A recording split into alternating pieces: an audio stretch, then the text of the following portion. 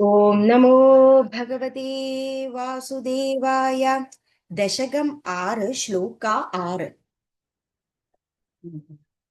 മായാവിലാസഹസിതം ശ്വസിതം സമീരഃ ജിഹ്വാജലം വചനമീശ ശകുന്തപംക്തിഃ സിദ്ധാദയഃ സ്വരഗണാഃ മുഖരന്ധ്രം അഗ്നിഃ ദേവാബുജാഃ സ്തനയുഗം തവ ധർമ്മദേവ. മായ, മായാദേവി. വിലാസ ഹസിതം, അതായത് വളരെ സന്തോഷത്തോടെയുള്ള ആ ഒരു ലീലയാൽ ഉണ്ടാകുന്ന സ്മിതം, പുഞ്ചിരി. ശ്വസിതം, സ്വാച്ഛോ ശ്വാസോച്ഛ്വാസം. സമീരഹ, കാറ്റായിട്ടുള്ളത്. ജിഹ്വ, നാക്ക്. ജലം, വെള്ളം. വചനം, വാക്ക്. ഈശ, ഭഗവാന്റെ.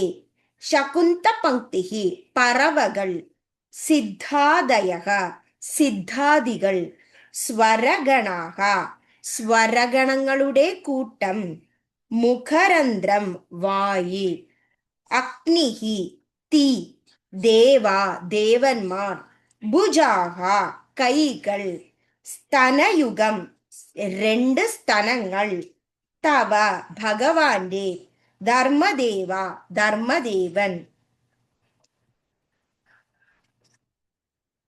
മായാവിലാസകഥിതം ഹസിതം ശ്വസിതം സമീരോ ജിഹ്വാജലം വചനമീശ ശകുന്തപംക്തിഃ സിദ്ധാദയസ്വരഗര സ്വരഗണാ മുഖരന്ധ്രമഗ്നിഃ ദേവാബുജാഃ സ്തനയുഗം തവ ധർമ്മദേവക.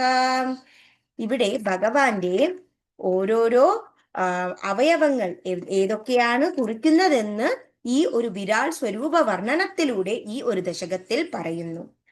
ഈ ശ്ലോകത്തിൽ മായാദേവിയാകുന്ന ആ ഒരു ലീലയാൽ ഉണ്ടാകുന്ന ആനന്ദത്തെ ആ ശ്വാസോച്ഛ്വാസത്തോടു കൂടി ആ ഒരു കാറ്റായി നമുക്ക് ലഭിക്കുന്നു. അതുപോലെ തന്നെ ഭഗവാന്റെ നാക്ക് ഈ പ്രപഞ്ചത്തിലെ ജലത്തെ കുറിക്കുന്നു. ഭഗവാന്റെ വാക്കുകൾ ഈ പ്രപഞ്ചത്തിലെ പറവകളെ കുറിക്കുന്നു. അതുപോലെ ഭഗവാന്റെ സ്വരങ്ങൾ അത് സിദ്ധ ആദികളായ ആ ഒരു സാത്വിക മനുഷ്യരെ കുറിക്കുന്നു. ഭഗവാന്റെ വായ് തീയായി കുറിക്കുന്നു. അതുപോലെ തന്നെ ഭഗവാന്റെ കൈകൾ ദേവന്മാരെ കുറിക്കുന്നു. ഭഗവാന്റെ രണ്ട് സ്ഥലങ്ങൾ ധർമ്മദേവനെ കുറിക്കുന്നു. അങ്ങനെ ഈ ശ്ലോകത്തിൽ ഭഗവാന്റെ അവയവങ്ങൾ ഏതിനെയൊക്കെ കുറിക്കുന്നു എന്ന് ഇവിടെ പറയുന്നു. ഓം നമോ ഭഗവതേ വാസുദേവായ.